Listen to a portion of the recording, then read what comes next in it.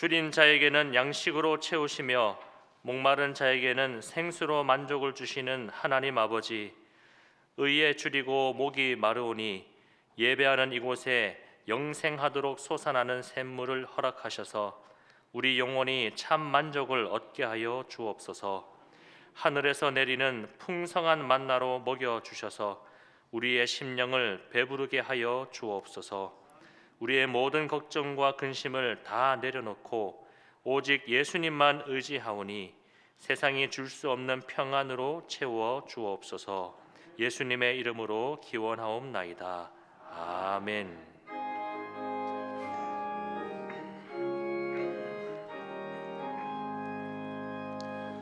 만복의 근원 하나님, 온 백성 찬송 드리고 저 천사여 찬송하세. 찬송 성부 성자 성령.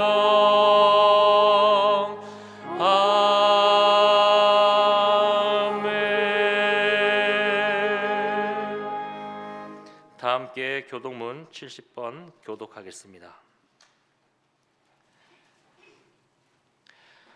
내가 붙드는 나의 종, 내 마음에 기뻐하는 자, 곧 내가 택한 사람을 보라.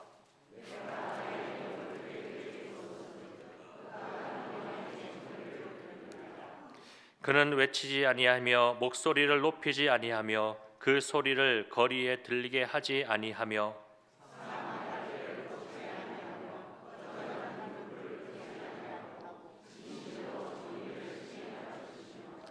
그는 쇠하지 아니하며 낙담하지 아니하고 세상에 정의를 세우기에 이르리니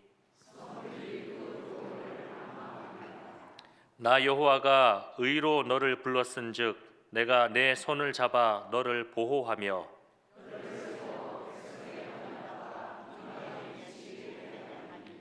내가 눈먼 자들의 눈을 밝히며 갇힌 자를 감옥에서 이끌어내며 흑암에 앉은 자를 금방에서 나오게 하리라. 아멘. 다 함께 사도신경으로 우리의 신앙을 고백하겠습니다. 나는 전능하신 아버지 하나님 천지의 창조주를 믿습니다. 나는 그의 유일하신 아들 우리 주 예수 그리스도를 믿습니다. 그는 성령으로 잉태되어 동정녀 마리아에게서 나시고 본디오 빌라도에게 고난을 받아 십자가에 못 박혀 죽으시고 장사된 지 사흘 만에 죽은 자 가운데서 다시 살아나셨으며 하늘에 오르시어 전능하신 아버지 하나님 우편에 앉아 계시다가 거기로부터 살아있는 자와 죽은 자를 심판하러 오십니다. 나는 성령을 믿으며 거룩한 공교회와 성도의 교제와 죄를 용서받는 것과 몸의 부활과 영생을 믿습니다. 아멘. 지난 한 주간의 삶을 돌아보시면서 자신만이 알고 있는 은밀한 죄를 하나님께 침묵으로 고백하겠습니다.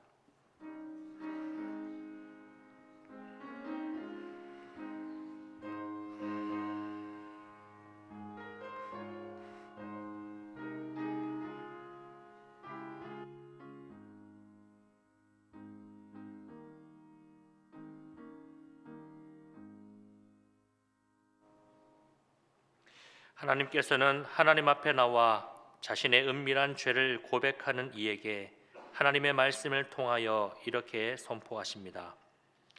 주와 같은 신이 어디에 있으리이까? 주께서는 죄악과 그 기업의 남은 자의 허물을 사유하시며 인애를 기뻐하심으로 진노를 오래 품지 아니하시나이다. 아멘. 다 함께 자리에 앉으셔서 찬송가 8장 찬양 드리겠습니다.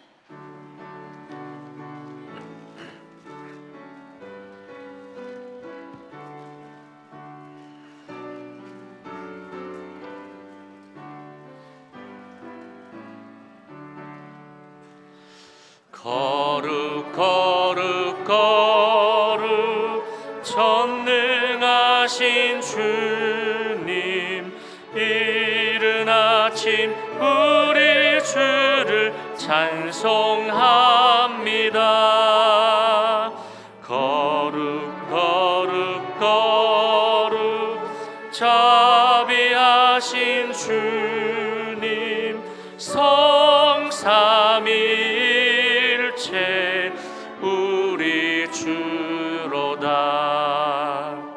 거룩 거룩 거룩 주의 보좌 앞에 모든 성도 멸류관을 벗어드리네. 천군 천사 모두 주께 굴복하니 영원히 위에 계신 주로다. 거룩 거룩 거룩 주의 빛난 영광, 모든 죄인 눈 어두워 볼 수 없도다. 거룩하신 이가 주님밖에 없네. 온전히 전능하신 주로다. 거룩 거룩 거룩 전능하신 주님, 천지 만물 모두 주를 찬송합니다. 거룩 거룩 거룩 전능하신 주님, 성삼위일체 우리 주로다. 아멘.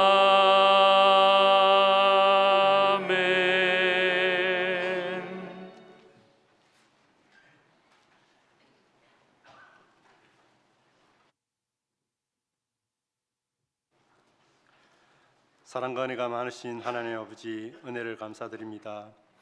한 주간 또 은혜 가운데 지켜주시고 거룩하고 복된 주일 예배의 자리로 인도하여 주심 감사드립니다. 죄와 허물로 거룩한 하나님의 성 안에 들어가지 못하고 죽을 수밖에 없는 이 죄인들을 위하여 성 밖에서 저주의 십자가를 대신 지신 예수 그리스도의 보혈의 은혜로 거룩하신 하나님의 임재 앞에 나아갑니다. 크신 사랑과 은혜 감사드리며 영과 진리로 하나님 기뻐 받으시는 예배 드리게 하옵소서. 이 세상이나 세상에 있는 것들을 사랑하지 말라.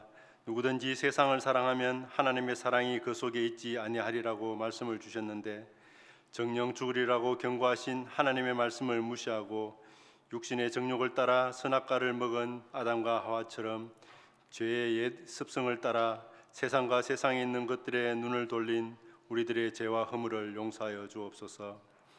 어린 양의 대속의 은혜를 생각지 않고 자기 마음대로 자기 의로 땅의 소산으로 제물을 드린 가인같이 자기중심적으로 자신의 욕망과 감정에 따라 살아가는 교만한 모습이 우리 가운데 있음을 고백하며 회개합니다. 용서하여 주옵소서. 하나님의 창조하신 목적대로 신랑 되신 주님과 연합하여 하나님 아버지의 영광을 위해 살아가는 저희들 다 되게 하옵소서. 하나님 아버지, 우리나라가 정치적, 경제적으로 어려운 시기를 보내고 있습니다. 국민들의 눈물을 닦아주며 바른 길로 이끌어가야 할 정치인들이 국민들의 걱정거리가 되고 있는 현실이 가슴 아픕니다. 만왕의 왕, 만주의 주 되신 하나님 아버지, 이 땅에 빛으로 오신 예수 그리스도로 충만하게 하셔서 정치적 혼란과 이념의 갈등, 세대 간의 갈등 등 이 땅의 어두움이 물러나게 하시고 화합과 협력의 시대가 오게 하옵소서. 그리하여 주님 다시 오실 때까지 땅끝까지 이르러 명령하신 생명의 복음을 전하는 제사장 나라 되게 하옵소서. 이번 주부터 기도로 준비해온 공동체 모임이 시작됩니다. 각 세대별로 모여 함께 말씀을 읽고 듣고 나누며 소모임을 하게 됩니다. 말씀을 통해 우리를 향하신 하나님의 크신 사랑을 더욱 깊이 알게 하시고 한 구절 한 구절마다 감추어진 우리 주 예수 그리스도를 깊이 깨닫게 하옵소서. 또한 친히 몸뚱이 돌이 되어 주시고 택한 성도들을 모아 하나님의 성전이 되게 하신 주님, 주 안에서 한 몸 이룬 지체들을 더욱 알아가는 시간 되게 하시고 서로 사랑으로 하나 되는 평강 공동체 되게 하옵소서. 한 사람도 빠지지 않고 사모하는 마음으로 참여할 수 있도록 발걸음을 인도하여 주옵소서. 육신의 질병과 경제적 어려움 등 여러 모양으로 힘든 시기를 보내고 있는 지체와 가정들이 있습니다. 하나님 아버지 긍휼히 여겨 주시옵소서. 고난으로 절망에 빠지는 것이 아니라 하나님 앞에 나아가는 기회로 삼게 하시고 말씀과 기도로 더욱 성숙되어지는 시간 되게 하옵소서. 염려와 걱정에서 벗어나 회복과 치유와 채우심을 경험케 하시고 하나님의 역사를 증거하는 전도자들 다 되게 하옵소서. 오늘 또 주신 말씀을 선포하기 위해 단위에 세우신 이호셉 목사님을 능력의 장중에 붙잡아 주시고 성령님 역사하심으로 우리 심령에 감동이 있게 하시고 주님을 향한 우리 마음이 더 뜨거워지게 하옵소서. 여러 모양으로 예배와 교회를 섬기는 지체들의 수고를 기억하여 주시고 세상이 줄 수 없는 기쁨과 평강을 누리게 하옵소서. 전능하신 주 하나님을 찬양하는 시온 찬양대와 간현악단의 찬양을 우리의 마음과 함께 올려드립니다. 영광 받아 주옵소서. 우리를 사랑하시는 주님을 더욱 사랑하는 한 해가 되길 바라며 이 모든 것 우리 주 예수 그리스도의 이름 받들어 기도드립니다. 아멘.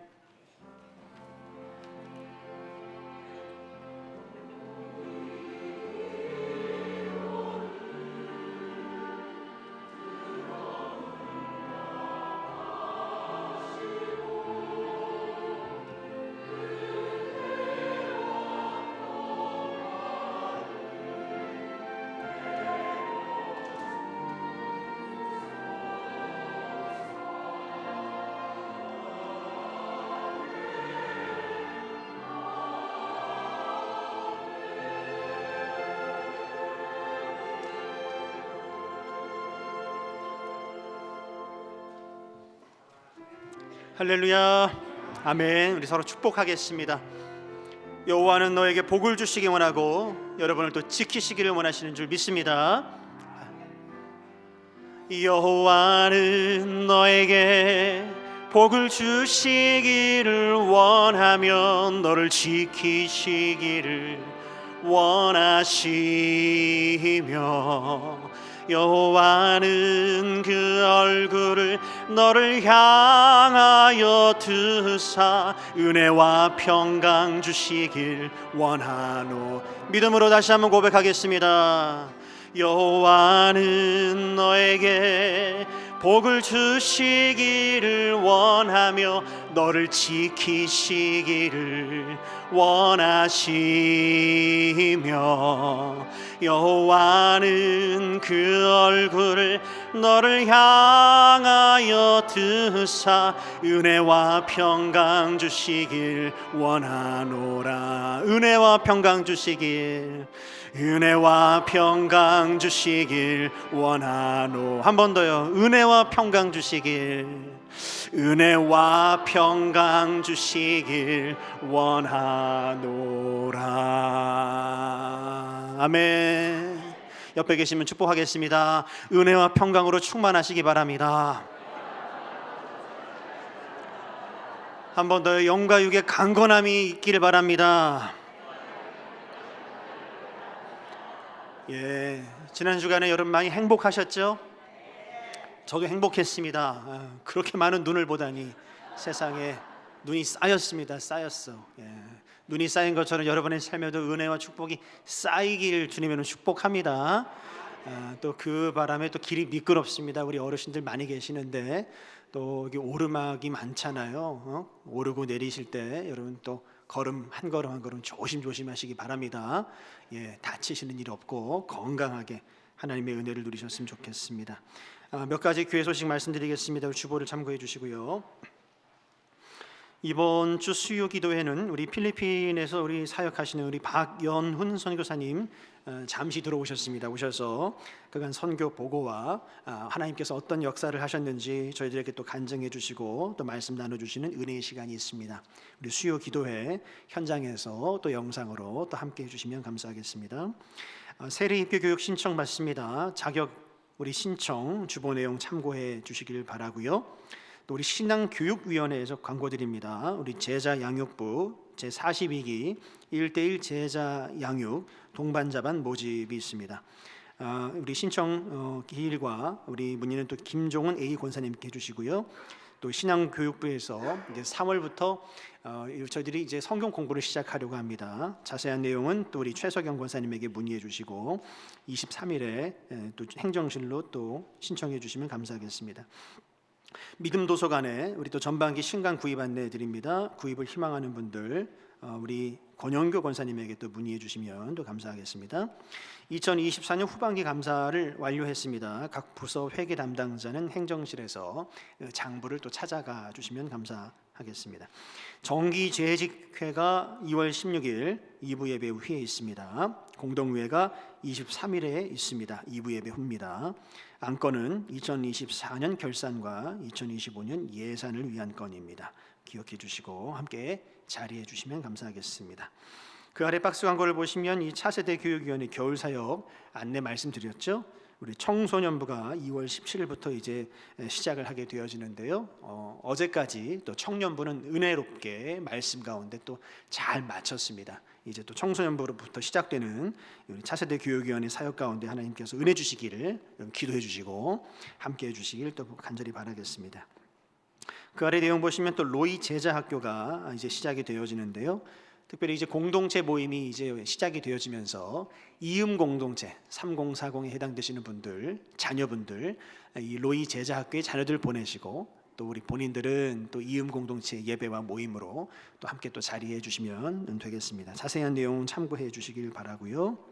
여러분 주보 안쪽 면을 보시면 우리 공동체별 예배 순서가 이렇게 들어 있는데요. 저희들이 올 한 해 이제 표가 있지 않습니까? 예, 표가 뭐죠? 영과 진리로 예배하며 사랑으로 하나 되는 평강 공동체. 그래서 예배와 공동체가 중요하다라고 몇 차례 말씀을 드렸습니다. 그러는 가운데 정말 중요한 사역이 두 가지입니다, 여러분. 바로 말씀 통독. 우리가 지금 말씀 한 장 한 장씩 지금 창세기 말씀을 읽어가고 있지 않습니까? 그거와 더불어 공동체별 예배. 첫 번째 주는 다 함께 모여서 연합으로 예배드리고 두 번째, 세 번째, 네 번째 주에는 각 공동체에서 우리 담당 목사님들과 함께 이렇게 예배를 드리는 겁니다. 저는 또 그 공동체를 이렇게 순회하면서 예배를 드리는데 오늘은 제가 다음 공동체에서 설교를 하게 되겠죠. 근데 여러분 성경 통독 쉽지 않으시죠? 그럼에도 불구하고 여러분 한 장 한 장 하루하루 읽어가는 거 참 귀한 일입니다. 여러분 제가 주일 설교 본문도 그렇고 주일 오후 예배 설교 본문도 그렇고 여러분이 통독하는 그 흐름 안에서 제가 본문을 뽑아서 설교를 하거든요. 예를 들면 오늘 창세기 우리 18장 말씀 또 오후에는 22장 말씀을 가지고 설교를 하니까 여러분들이 이번 주중에 읽으신 말씀이라 할 거예요. 그죠?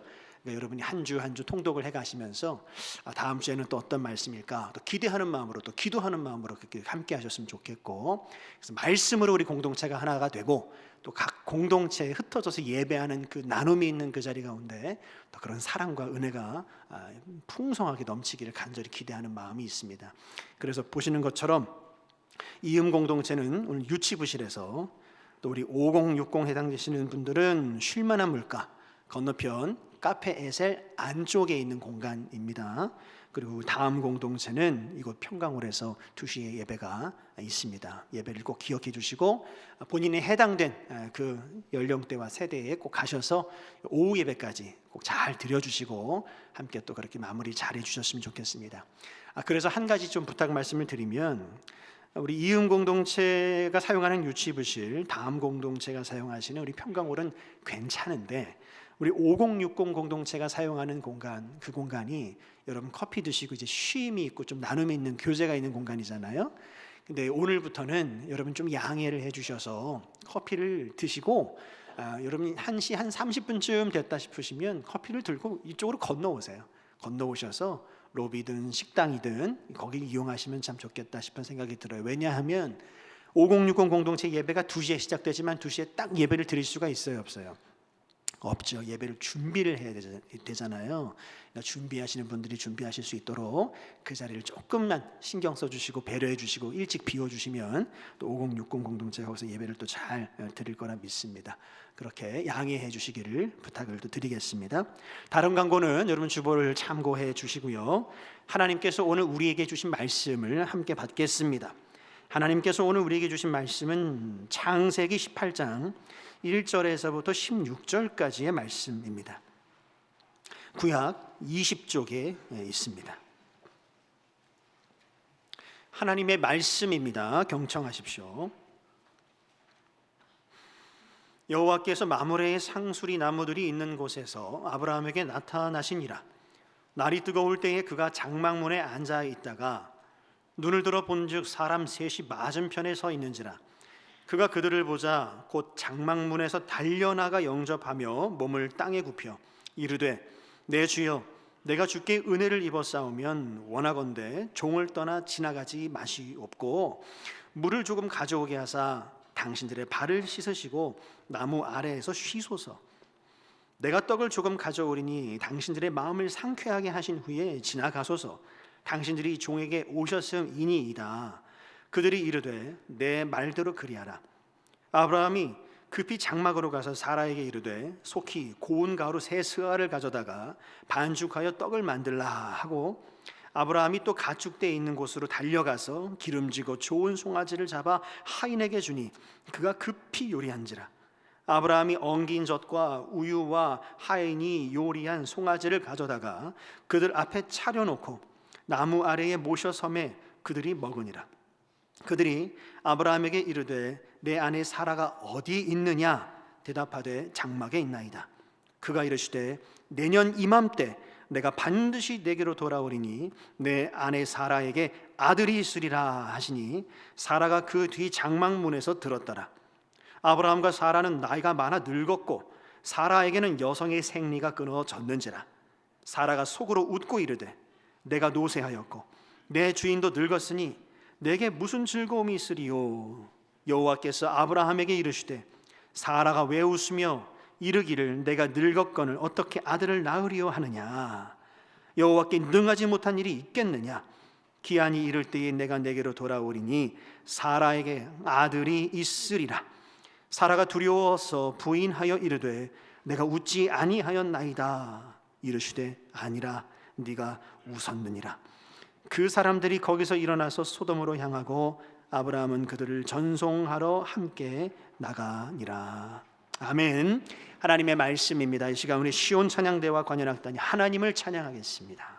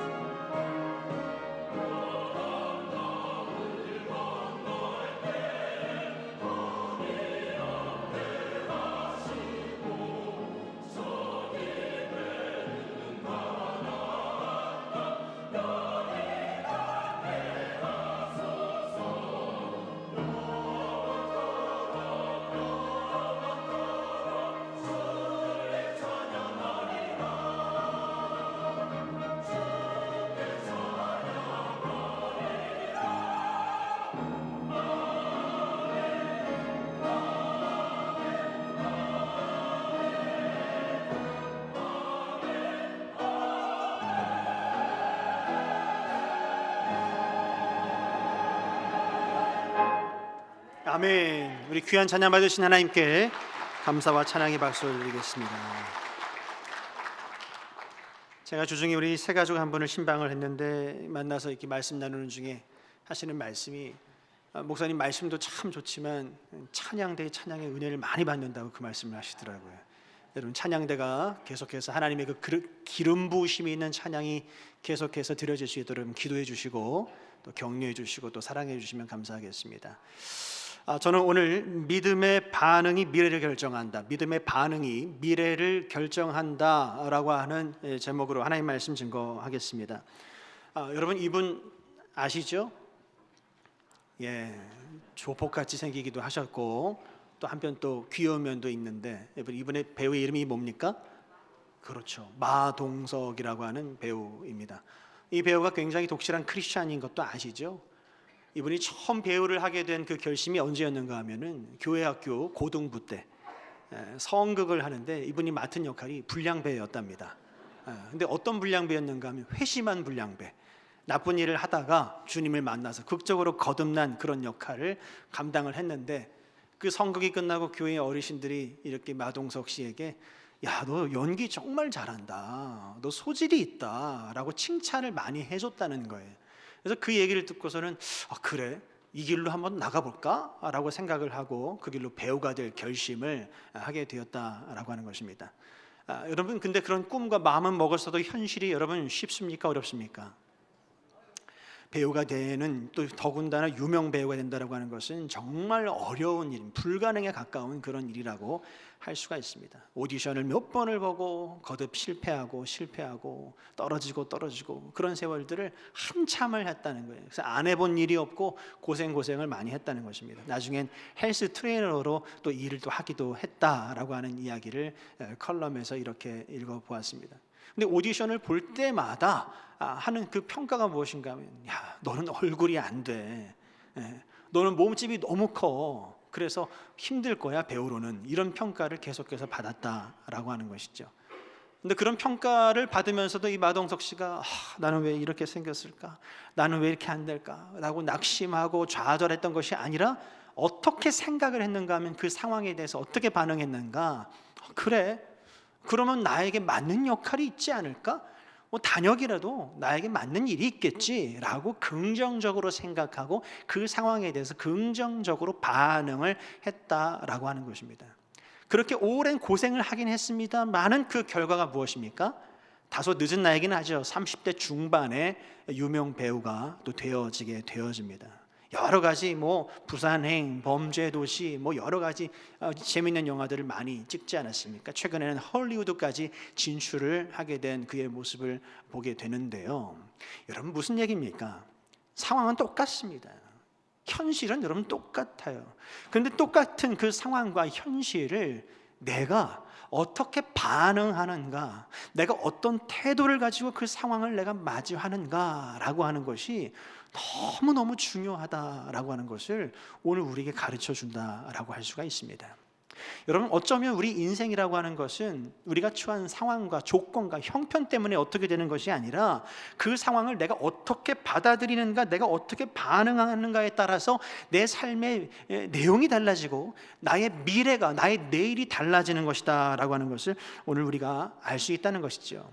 우리가 그 마음으로 오늘 성경으로 들어와서 우리 창세기 18장 말씀을 보시면요, 창세기 18장에는 1절부터 마지막 절까지 쭉 이렇게 읽어보시면 세 부류의 사람들이 등장을 하고 있습니다. 첫 번째는 누군가 하면 바로 아브라함이에요. 아브라함. 이 아브라함은 어떤 사람입니까? 열린 태도로 하나님을 맞이한 사람이 바로 이 아브라함입니다. 두 번째로 사라가 등장을 하는데요, 사라는 어떤 사람으로 우리에게 다가올까요? 현실에 대해서 부정적인 생각을 가지고 있었고 불신했던, 하나님을 의심했던 사람으로 우리에게 지금 말씀 가운데 비춰지고 있어요. 그리고 16절 말씀 이하로 보시면 누가 나옵니까? 소돔 사람들이 나오게 되어집니다. 이 소돔 사람들은 어떤 사람들이었습니까? 여러 차례 회개의 기회, 은혜로 다시 돌아올 수 있는 기회가 있었어요. 모세가 이들을 위해서 6번이나 중보 기도를 하지 않습니까? 하나님, 만약에 이들 가운데 의인 50명이 있다면, 45명이 있다면, 40명이 있다면, 30명은요, 20명은요, 아니 10사람만 있다면요 라고 해서 계속해서 묻고 구했을 때 이 모든 은혜의 기회들을 다 놓쳐버린 사람들이 바로 이 소돔 사람들이라고 할 수가 있습니다. 무슨 이야기입니까? 동일하신 하나님께서 동일한 조건에서 이 사람들 각자에게 찾아가셨는데 저마다 그 하나님을 영접하고 그 하나님을 대하는 태도와 반응이 정말 이렇게 다 다르더라라고 하는 것입니다. 그래서 그 다른 그 반응과 태도에 의해서 아브라함은 하나님의 약속을 받고 축복을 경험했는가 하면, 이 사라는 처음엔 의심했지만 결국 믿음의 여정으로 어렵게 나아가는 모습을 또 보게 되어집니다. 또 우리 소돔 사람들은 그 기회를 영원히 놓쳐버리고 마는 안타까운 모습을 오늘 창세기 18장 말씀에서 보게 됩니다. 결국엔 여러분, 중요한 것은 환경이 아니라 무엇이라고요? 우리의 반응이다. 중요한 것은 환경과 조건이 아니라 우리의 반응이라고 하는 것을 오늘 말씀 속에서 우리는 알 수가 있는 것입니다. 그래서 오늘 우리의 말씀의 제목이 무엇입니까? 믿음의 반응이 우리의 미래를 결정한다라고 하는 것입니다. 우리 같이 한번 고백해 보실까요? 믿음의 반응이 나의 미래를 결정한다. 한 번 더요. 믿음의 반응이 나의 미래를 결정한다. 그래서 그 관점으로 오늘 창세기 18장 말씀을 좀 들여다보고 싶은데, 말씀드린 것처럼 아브라함과 사라와 소돔 사람들을 다 보기에는 시간이 부족하니 오늘 말씀은 아브라함과 사라의 반응을 중심으로 말씀을 함께 살펴보기를 원합니다. 아브라함은 어떤 태도로 하나님의 그 방문을 영접했을까? 사라는 어떤 생각을 가지고 하나님은 또 그녀의 믿음을 어떻게 이끄셨을까라고 하는 것을 오늘 말씀 속에서 함께 살펴보기를 원합니다. 첫 번째, 아브라함입니다. 아브라함. 저와 같이 한번 따라해 보실까요? 좋은 태도가 좋은 결과를 낳습니다. 그렇습니다, 여러분. 좋은 태도가 좋은 결과를 낳는다라고 하는 거예요. 오늘 말씀 1절부터 이렇게 보시면요, 여러분, 하나님은 이 아브라함에게 지금 찾아오시는데 평범한 순간에 찾아왔다라고 하는 것을 볼 수가 있어요. 평범한 순간에 찾아왔다. 여러분에게 질문 한번 해볼까요? 여러분, 아브라함에게 지금 여호와 하나님께서 찾아오셨는데 아브라함이 지금 이 사람들을 하나님인 줄을 처음부터 알았을까요? 몰랐을까요? 네, 문맥을 보면 처음에는 이 사람들이 하나님과 그의 사람들인 줄 몰랐다라고 하는 것이 맞는 해석일 겁니다. 말씀을 보시면요, 처음에는 이 사람들이 어떤 모습으로 왔어요? 2절 말씀을 보시면 세 사람의 모습으로 그 세 사람이 지금 아브라함에게 찾아왔다라고 지금 그렇게 기록을 하고 있습니다. 근데 이 말씀을 보시면 하나님이 아브라함에게 언제 찾아왔는가가 참 중요해요.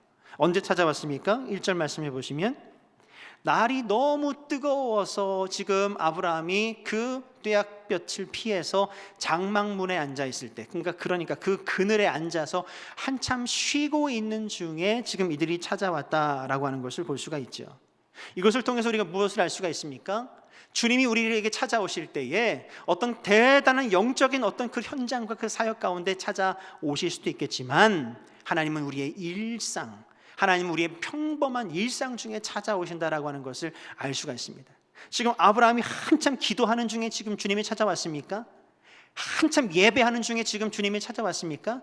아니에요. 지금 장막 그늘에 지금 앉아서 쉬고 있는 그의 일상 가운데 하나님이 갑자기 찾아오셨다라고 하는 것을 볼 수가 있죠. 그런 의미에서 여러분, 주님은 우리의 곁에, 여러분의 삶에, 여러분의 일터의 그 땀 흘리는 현장에, 여러분의 가정에서 쉬고 있는 그 시간에 언제든지 갑자기 임하실 수 있다라고 하는 것을 우리는 알 수 있다는 것입니다. 그런 의미에서 옆에 계신 분 바라보시면서 이렇게 고백해 봤으면 좋겠습니다. 몰라봐서 죄송합니다. 왜냐하면 지금 옆에 앉아 계신 분이 여러분 하나님의 사람일 수 있다라고 하는 것을 우리는 알 수가 있다는 거예요. 여러분, 모세에게 하나님이 언제 찾아오셨습니까? 모세가 양을 한참 치고 있을 때, 그의 일터에 있을 때 하나님이 갑자기 찾아오셨다는 거예요. 사무엘에게 언제 찾아오셨습니까? 그가 이제 잠자리에 들려고 누웠을 때에 사무엘아, 사무엘아, 주님이 그에게 찾아오셨다라고 하는 사실입니다.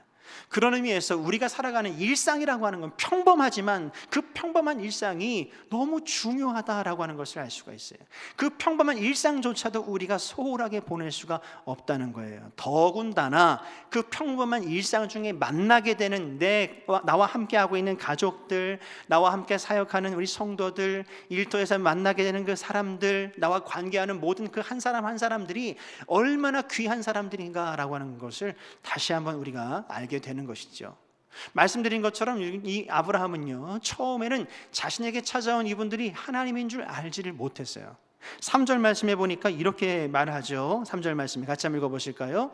이르되 내 주여 내가 주께 은혜를 입었사오면 이라고 해서 이렇게 오해할 수가 있는데, 사실 내 주여라고 하는 이 말을 히브리어 원어로 아도나이라고 이야기해요. 들어보셨죠? 아도나이. 근데 이 아도나이라고 하는 뜻은 두 가지 뜻이 있습니다. 하나는 하나님을 칭할 때, 하나님을 부를 때 아도나이, 주님, 로드라고 이야기를 하죠. 또 하나의 의미는 존칭이에요. 존칭. 누군가를 굉장히 높여서 부를 때 아도나이라고 이야기를 한다는 것입니다. 여기에서는 문맥상 바로 두 번째 내용이라고 할 수가 있어요. 아브라함은 지금 주님을 영접했다기보다는 지금 지나가는 나그네를 지금 영접했다라고 하는 것을 알 수가 있어요. 근데 그 나그네를 정말 이 아브라함이 어떻게 영접을 했는가, 어떤 태도로 그들을 영접했는가가 정말 중요하다라고 하는 거예요. 어떻게 영접을 했어요? 최선을 다해서 그들을 섬겼다라고 하는 거예요. 처음 보는 사람들, 그것도 지나가는 나그네들이었지만 그 사람들을 그냥 그렇게 보내지 않고 정말 극진하게 모셔서 최선을 다해서 그들을 섬겼다라고 하는 이 아브라함의 모습을 볼 때, 이런 아브라함의 이런 태도 위에 하나님께서 축복을 주셨구나라고 하는 것을 우리가 알 수 있다라고 하는 거예요. 그런 의미에서 우리가 주님을 향해서 섬기고 우리가 마음을 다하고 열심을 내고 하는 것도 좋지만, 우리가 함께 살아가고 있는 사람들, 나와 관계를 맺고 있는 사람들, 나와 함께 하루하루를 보내고 있는 그 사람들을 내가 어떤 태도로 보내고 있는가, 맞이하고 있는가, 반응하는가라고 하는 것은 너무너무 중요하다는 거예요. 하나님을 그렇게 극진히 섬기는 것처럼 나와 함께하고 있는 가족들, 나와 함께 관계를 맺고 있는 사람들도 그에 못지않게 여러분 그렇게 태도로, 그런 반응으로 우리가 섬겨야 된다라고 하는 것을 오늘 말씀을 통해서 알 수가 있습니다. 왜냐하면 여러분, 그런 태도는 마치 그릇과 같아요. 그릇과 같아요. 여기 이렇게 컵이 있습니다만, 이 컵이 여러분 이렇게 잘 놓여 있으면 만약에 위에서 이렇게 비가 내려온다면 어떻게 되는 거예요? 이 컵 안에 물이 담기게 되겠죠. 근데 만약에 이 컵이 엎어져 있다면 어떻게 되는 거예요? 그 비를 하나도 담지를 못하는 것입니다. 여러분, 태도라고 하는 것은 그런 것입니다. 태도라고 하는 것은 그런 거예요. 하나님께서 우리에게 은혜를 내려주실 때 그 은혜를 잘 받아낼 수 있는 것이 바로 그런 그릇과 같은 태도다. 제가 예전에 청년들과 함께 캄보디아에 선교를 다녀온 일이 있었습니다. 근데 그 한여름에 선교를 갔는데 너무 덥잖아요. 근데 그 캄보디아는 기후가 또 우기 아닙니까? 여름이. 그때 스콜이라고 하죠. 갑자기 날이 화창하다가 갑자기 장대처럼 쏟아지는 비를 또 경험을 하게 돼요. 근데 제가 그때 캄보디아의 그 바탄방 지역의 시골 지역에 들어가 봤는데 집집마다 특이한 것이 있었어요. 그것이 무엇인가 하면 아주 큰 항아리가 이렇게 다 하나씩 있더라고요. 저게 뭔가 굉장히 궁금했어요. 선교사님에게 물어봤어요. 선교사님, 저게 뭐예요? 뭔데 저렇게 집집마다 저렇게 있죠? 라고 했더니 이렇게 신부가 결혼할 때 가지고 오는 그 혼수품이라고 이야기를 하더라고요. 그 혼수품의 그 용도가 무엇인가 하면은 말씀드린 것처럼 스콜성이라고 그랬잖아요. 갑자기 비가 우욱 쏟아질 때 그 빗물을 받아서 생활수로 이제 사용을 하게 되는 거예요. 그래서 이 캄보디아에 이 항아리는 너무너무 귀중한 재산 목록 1호라고 이야기를 그렇게 하더라고요. 근데 만약에 여러분 그 항아리가 하늘을 향해서 이렇게 잘 놓여져 있어야지, 만약에 이렇게 누워 있다면 여러분 하늘에서 쏟아지는 그 비를 담을 수가 있습니까?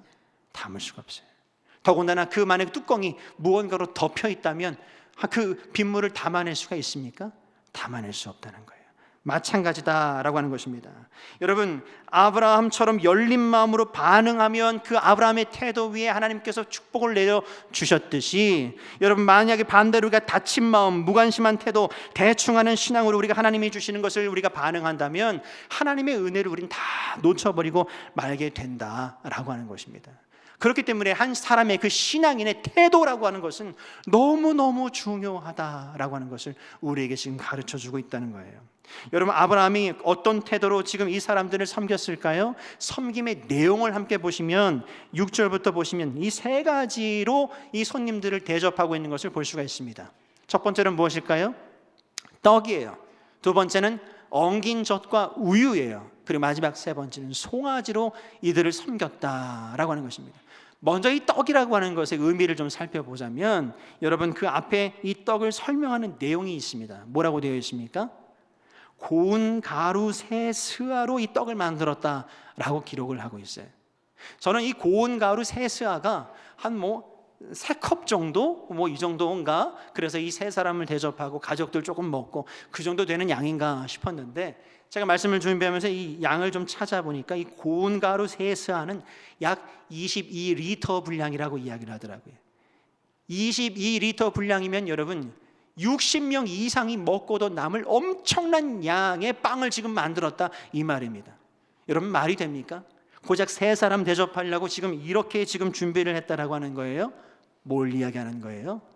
아브라함의 지금 태도를 이야기하는 거예요. 아브라함의 반응, 아브라함의 마음을 이야기하고 있는 거예요.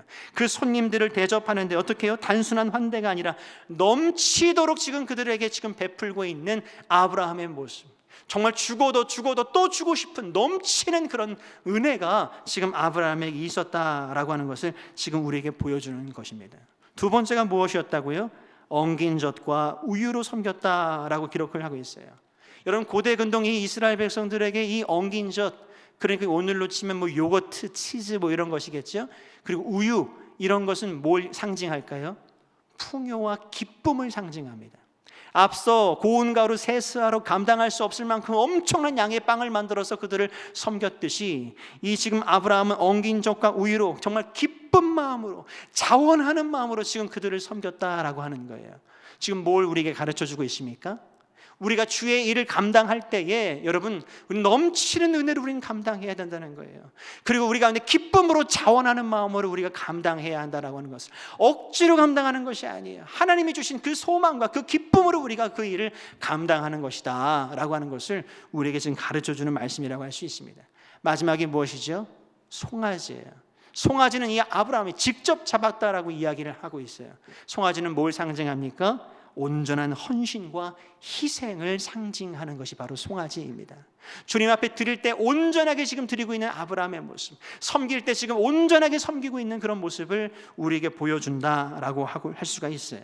여러분 이 아브라함이 드린 이 빵과 또 이 엉긴 젖과 우유와 이 송아지를 통해서 무엇을 알 수가 있어요?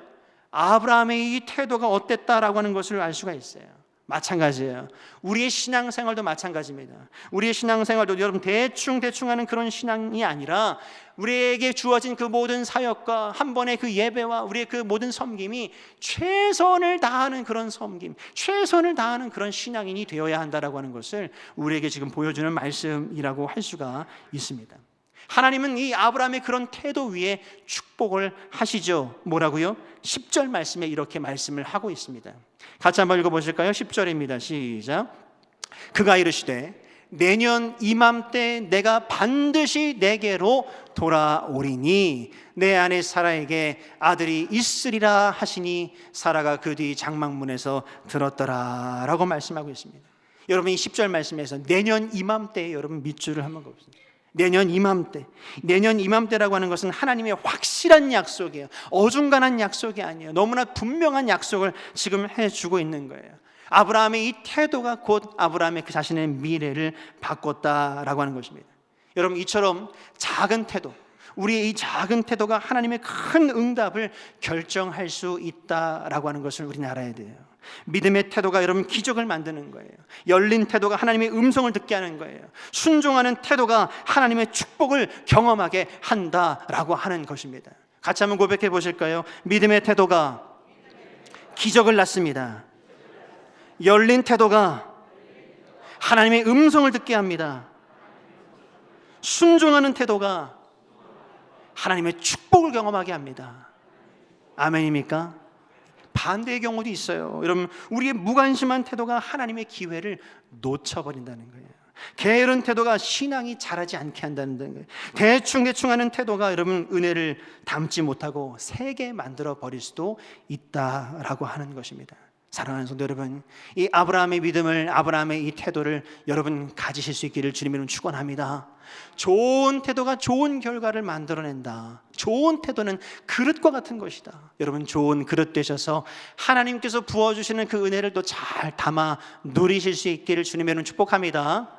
두 번째로 중요한 것이 무엇일까요? 우리 사라를 통해서 함께 그 말씀을 좀 살펴보면 생각이 미래를 결정한다는 거예요. 생각이 미래를 결정한다라고 하는 것입니다. 여러분, 오늘 이 말씀을 보시면 창세기 사실 지난 앞장 17장 말씀부터 봐야 하는데 지난 주일 오후 시간에 우리가 함께 말씀을 나눴죠. 창세기 17장 말씀. 그 말씀에 보면 오늘 우리 시온 찬양대가 찬양한 것처럼 전능하신 주 하나님, 엘샤다이의 하나님으로 아브라함에게 몇 년 만에요?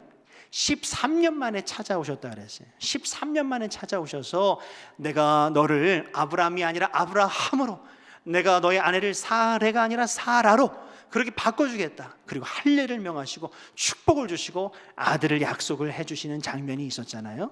그렇게 하나님께서 아브라함에게 축복을 다 하시고 17장 22절 말씀이 어떻게 되는가? 22절 말씀을 보시면 하나님께서 말씀을 다 마치시고 어떻게 하셨대요? 그를 떠나 올라가셨다라고 되어 있어요. 올라가셨어요. 근데 올라가셨다가 오늘 18장 1절 말씀에 지금 아브라함에게 다시 찾아오신 것이거든요. 다시 찾아오셨을 때는 목적이 있지 않겠습니까? 왜 오셨을까요? 그 목적이 오늘 말씀 9절에 기록이 되어져 있습니다.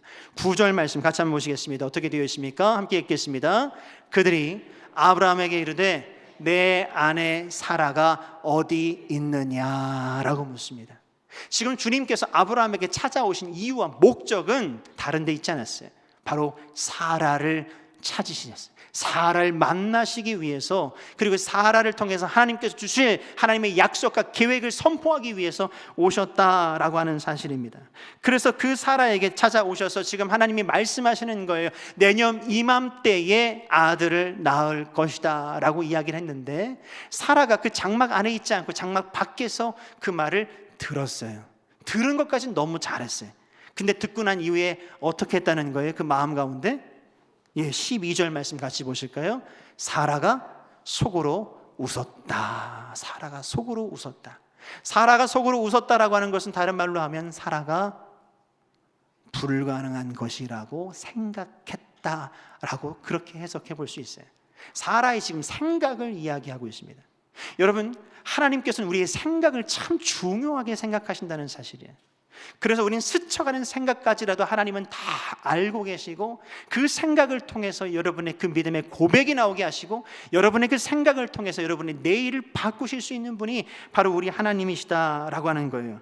근데 사라가 속으로 어떻게 생각했다는 것입니까? 속으로 웃었다, 비웃었다라고 하는 것입니다. 왜요? 자기 현실을 보니까, 자기는 이미 경수도 끊어졌고 자기 남편 아브라함도 이미 많이 늙었는데 지금 우리가 무슨 아들을 낳을 수가 있다고 지금 주책맞게 지금 그런 말씀을 하시나, 지금 그렇게 생각을 했다는 거예요. 지금 사라가 하나님의 말씀을 듣고 생각하기를 내 나이가 어때서 라고 생각을 했어야 되는데 내 나이가 몇인데 라고 그렇게 생각을 했다라고 하는 것입니다. 근데 하나님은 사라의 그 속마음까지 놓치지 않고 다 들으셨다라고 하는 것이죠. 여러분, 우리의 생각이라고 하는 것이 얼마나 중요한가라고 하는 것을 알 수가 있어요. 사람은 우리의 생각을 알지 못해도 하나님은 우리의 생각을 다 보고 듣고 알고 계신다는 사실입니다. 제가 지난 주간에 저희 아내와 함께 식사를 하기 위해서 어떤 식당에 갔어요. 마침 이렇게 보니까 사람들이 없는 곳이 있어서 조용히 식사를 하기 위해서 그쪽에 구석에 들어갔는데, 이제 막 주문해서 음식이 막 나오고 하는 찰나에 그 비어있는 옆 테이블에 60대 중반 이후 되시는 남성 3분이 이렇게 막 들어오시더라고요. 들어오셔서 테이블에 앉아서, 테이블이 멀지도 않았어요. 거기서 이야기를 시작하시는데, 아니 60대 중반 이후의 남성들은 왜 이렇게 수다가 많으시죠? 말이 엄청나신 거예요. 근데 너무 시끄러워서 제가 안 들을 수가 없어서 그 내용을 들리게 되더라고요. 근데 내용인즉슨 뭐냐면 어떤 한 친구를 흉을 보는 내용이었어요. 세 분이 걔 말도 마, 걔는 뭐 만나면 지 자랑밖에 안 하고 뭐 하고 막 한참 이야기를 하더라고요. 근데 시간이 잠시 지나서 어떤 한 분이 들어오셨어요. 그분이 누구였을까요? 그 험담의 주인공이 마저 들어와서 그 빈자리를 탁 채우는 거예요. 제가 그분에게 말해주고 싶더라고요. 이분들하고 놀지 말라고. 언제 그랬냐는 듯이 왔냐, 뭐 반가워, 오랜만이야 하면서 막 이렇게 한참 이야기를 하시더라고요. 여러분, 사람은 서로의 생각을 알아요, 몰라요? 몰라요. 같이 함께 살아가는 부부도 서로의 생각을 몰라요. 지금 옆에 계신 분이 여러분 어떻게 생각하시는지 몰라요. 지금 말씀을 듣고 계신 여러분들이 이 말씀에 어떻게 반응하고 계시는지, 어떻게 생각하고 계시는지 저는 알지 못해요. 근데 누구는 아세요? 하나님은 아신다는 거예요. 하나님은 여러분의 스쳐가는 생각까지 놓치지 않고 너 이렇게 생각했지 라고 하는 그것을 찝어내실 수 있는 정확하신 하나님이 우리 하나님이시다 라고 하는 것을 여러분 꼭 잊지 마시길 바랍니다. 근데 여러분, 문제는 무엇입니까? 우리가 화장실을 가든 안 가든 여러분 무슨 속으로 우리가 생각을 하든지 다 하나님은 아신다라고 하는 거예요. 우리는 옆 사람의 무슨 생각, 어떤 마음, 그것을 우리 알지 못한다라고 하는 것을 우리는 꼭 기억해야 한다라고 하는 것입니다. 그렇기 때문에 여러분, 세 사람 이상 보이시면 절대로 화장실도 가지 마시기 바랍니다. 여러분 얘기를 반드시 할 수 있다라고 하는 거예요. 근데 여러분, 말씀을 보십시오. 사라는 속으로 웃었지만 하나님은 어떻게 해요? 그 생각을 보셨다라고 하는 거예요. 우리의 미래는 우리의 생각이 바꿀 수 있다라고 하는 거예요. 어떤 생각이요? 믿음의 생각이 우리의 그 미래를 바꿀 수 있다라고 하는 사실입니다. 우리 안에 불신의 생각이 있더라도 그 불신의 생각을 바꾸면 하나님은 여러분을 통해서 기적을 경험하게 하실 수 있다는 사실, 여러분 믿으실 수 있기를 주님 여러분 축원합니다. 여러분, 조훈현 씨 잘 아시죠? 조훈현, 우리 바둑, 우리 구단 아닙니까? 조훈현 구단. 그분이 쓴 책 가운데 고수의 생각법이라고 하는 책이 있어요. 정말 좋은 책이에요. 여러분 꼭 한번 읽어보시면 좋겠다 싶은 생각이 듭니다. 그분이 자신의 책에서 이렇게 고백을 합니다. 뭐라고요? 같이 한번 읽어보겠습니다. 시작. 바둑에서는 한 번의 기회가 반드시 온다. 그 한 번의 기회가 올 것이라는 희망이 나를 버티게 한다라고 이야기를 했어요. 여러분, 바둑이 얼마나 어렵습니까? 정말 체력을 다 소진할 정도로 정말 온갖 집중을 해서 그 경기 하나하나에 집중을 하는 거예요. 돌 하나하나의 그 포석에 온 신경을 다 집중하는 거예요. 근데 그 경기가 초반에 잘 안 풀려요. 힘이 들어요. 실패하는 거 아니야? 지는 거 아니야? 라고 여러 가지 부정적인 생각이 막 엄습해 오는 그 순간에서조차도 그 경기가 중반, 후반을 가면서 상대의 실수가 반드시 한 번은 나올 거야, 나에게 한 번의 기회는 반드시 찾아올 거야 라고 하는 그 희망이 그로 하여금 버티게 하고, 그 희망이 결국 그에게 승리를 가져다 주더라 라고 하는 이야기를 해주고 있습니다. 여러분, 승부의 세계, 바둑의 세계만 그런 게 아니에요. 우리 믿음의 세계도 동일하다라고 하는 것입니다. 우리 믿음의 세계에서조차도 여러분 포기하지 않고 현실을 바라보지 않고 하나님 앞에 믿음으로 우리가 반응하게 된다면 그 한 번의 기회를 여러분 반드시 만나게 될 줄 믿습니다. 하나님의 때를 준비하며 버티면 하나님께서 반드시 일하시고 역사하신다는 사실을 여러분 꼭 기억하실 수 있기를 주님의 이름으로 축원합니다. 승부는 마지막까지 가봐야 아는 것이다 라고 하는 것입니다. 그렇게 피식 웃으면서 내가 지금 나이가 몇인데 하나님이 그런 일을 과연 하실 수 있겠어? 라고 생각했던 그 사라에게 하나님께서 뭐라고 말씀하십니까? 오늘 14절 말씀이에요. 14절 말씀 같이 한번 읽어보실까요? 여호와께 능하지 못한 일이 있겠느냐라고 지금 말씀하셨다는 거예요. 할렐루야. 여러분, 이 말씀을 성경 곳곳에서 반복하고 계십니다. 누가복음 1장 37절 말씀에 가서 보시면 주의 천사가 마리아에게 말씀하세요. 이제 네가 예수를 낳게 될 거라고 하는, 하나님의 아들을 낳게 될 거라고 하는 그 수태고지를 할 때에 마리아에게 뭐라고 말씀하시죠? 내가 믿지 못하겠지만 하나님은 반드시 하신다. 하나님은 모든 말씀은 능하지 못하심이 없다고 지금 그렇게 선포해 주고 계세요.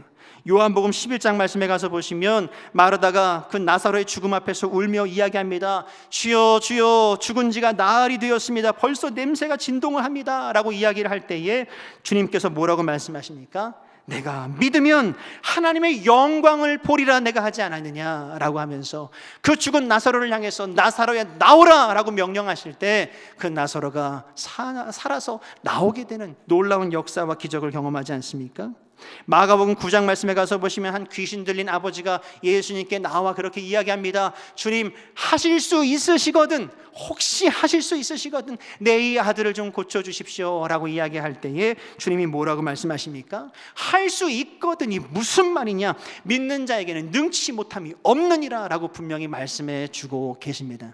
사랑하는 성도 여러분, 오늘 사라에게 주셨던 이 말씀, 마리아에게 주셨던 이 말씀, 마르다에게 주셨던 말씀, 그 귀신 들린 아비에게 주셨던 그 말씀, 오늘 이 시간 여러분과 저에게 주시는 줄 믿습니다. 여호와께 능치 못함이 있겠느냐 없겠느냐, 여러분 뭐라고 대답하시겠습니까?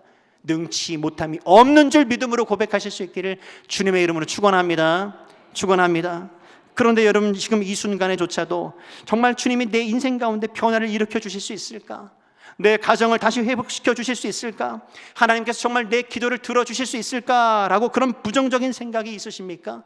여러분의 그 부정적인 생각, 그 연약한 생각을 이 시간 주님 앞에 내려놓을 수 있기를 주님의 이름으로 축원합니다. 여러분, 속으로 웃지 말고 믿음의 생각으로 여러분의 미래를 바꿔가실 수 있기를 바랍니다.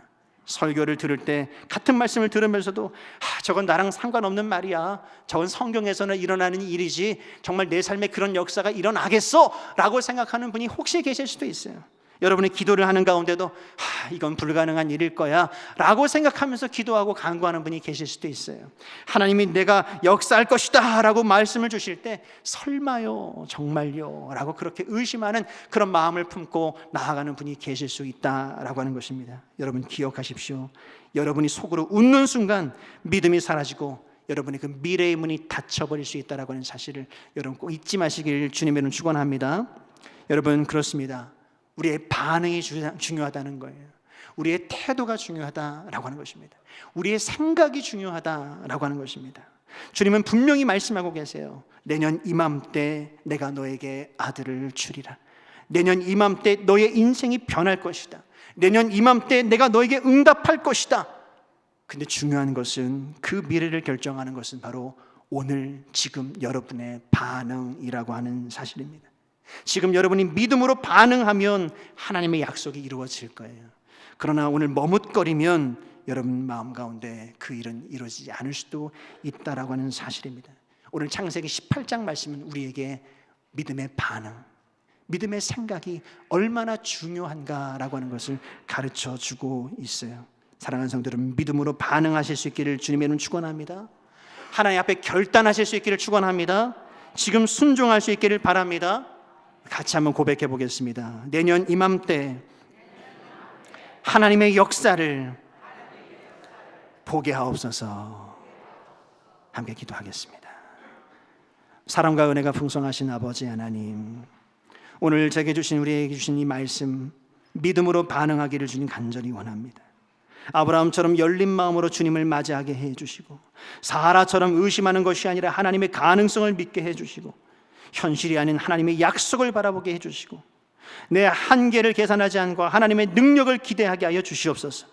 아버지 하나님, 내년 이맘때 하나님의 응답을 경험하게 해주시고, 내년 이맘때 주님의 역사를 보게 하여 주시옵소서. 오늘 지금 믿음으로 반응하는 우리가 되게 하여 주시옵소서. 우리의 삶의 자리 가운데 역사해 주시기를 간절히 빌고 원하며 이 모든 말씀 예수 그리스도의 이름으로 기도드립니다. 아멘.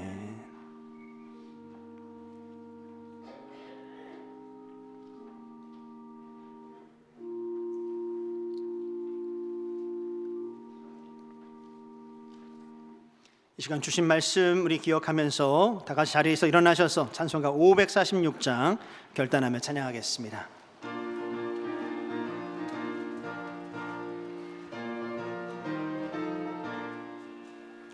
주님 약속하신 말씀 위에서 영원토록 주를 찬송하리라. 소리 높여 주께 영광 돌리며 약속 믿고 굳게 서리라. 굳게 서리, 영원하신 말씀 위에 굳게 서리, 굳게 서리. 그 말씀 위에 굳게 서리라.